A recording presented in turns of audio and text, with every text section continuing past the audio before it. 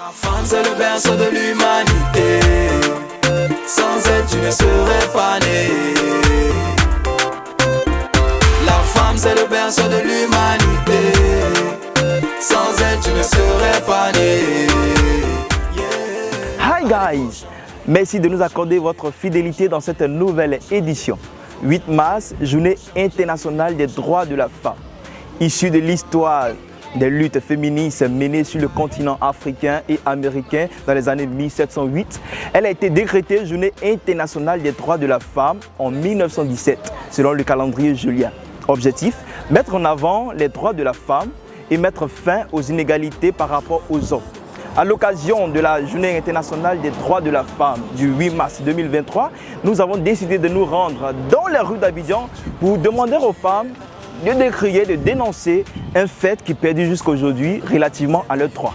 Je suis James, je vous invite à attacher durement votre ceinture parce que nous sommes ready et on peut go! Tu passes ta vie à la faire souffrir, mais dis-moi c'est quoi ta devise, est-ce le mensonger? À un moment de la vie faut arrêter. La femme c'est le berceau de l'humanité. Généralement dans les entreprises, on a tendance à favoriser les hommes parce qu'on croit que la femme est moins intelligente que la femme, les hommes. Donc c'est un fait que j'ai beaucoup remarqué. Donc si on pouvait mener des actions pour que ça change, ça allait vraiment nous arranger. On a d'autres qui souffrent dans les foyers, tout ça. Donc je pense que c'est dû à la peur. Voilà, la peur de peut-être dénoncer leur mari. Et là c'est encore plus dangereux parce que à la longue, là, elles peuvent avoir peut-être de graves conséquences. Donc j'aimerais qu'on mette l'accent sur ce fait-là et puis trouver une solution pour ces femmes qui sont dans les foyers. Prends ton mal en patience et ton Dieu va te lever. Nous sommes des femmes. On dit que c'est Journée internationale des droits de la femme. Non, nous pouvons avoir le droit de demander des crèches publiques. Des crèches publiques, on peut commencer déjà par les entreprises publiques.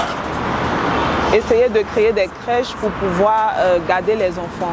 C'est-à-dire quelqu'un qui sort de la maternité peut aller au travail avec son enfant, déposer l'enfant à la crèche et le soir récupérer l'enfant. Ça va alléger un peu, ça va rendre encore la femme plus productive dans son boulot. Je souhaiterais, ou du moins j'ai une petite pensée pour les femmes de ménage, car elles ne sont pas valorisées.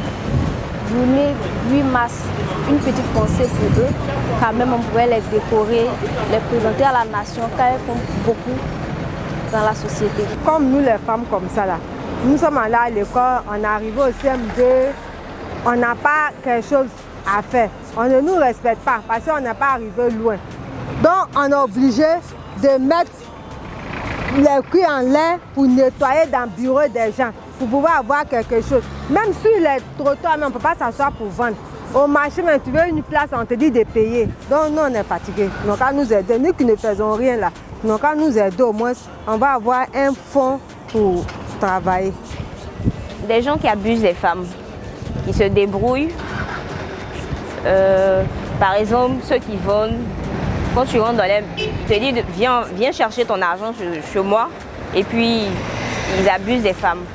Si les mariages forcés, c'est quelque chose qu'il ne faut pas... C'est quelque chose qu'il faut arrêter parce que c'est pas bon. La femme qui est là, elle a des droits.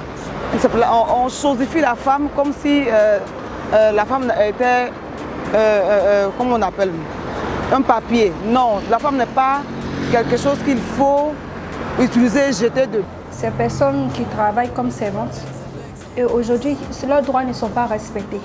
Et moi aussi, l'État ou bien il y a une manière, si on peut revendiquer leurs droits là, moi personnellement ça va beaucoup me plaire parce que ce sont ces personnes, ils travaillent normalement mais leur salaire n'est pas respecté.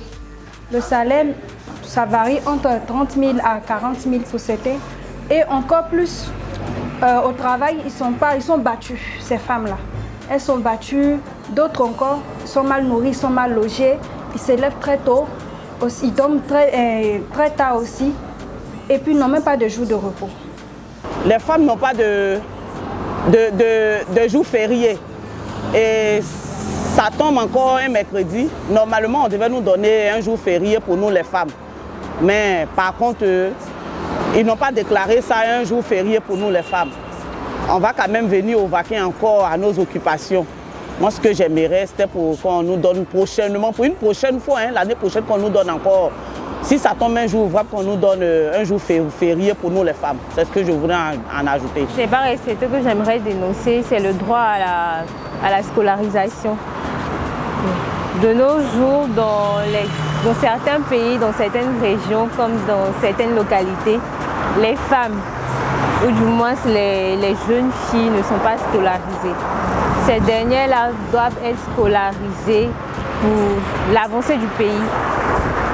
On rencontre que des hommes dans nos différentes sociétés. Voilà, la plupart du temps, c'est 2 à 3 femmes et cela n'est pas normal. La femme, c'est le berceau de l'humanité.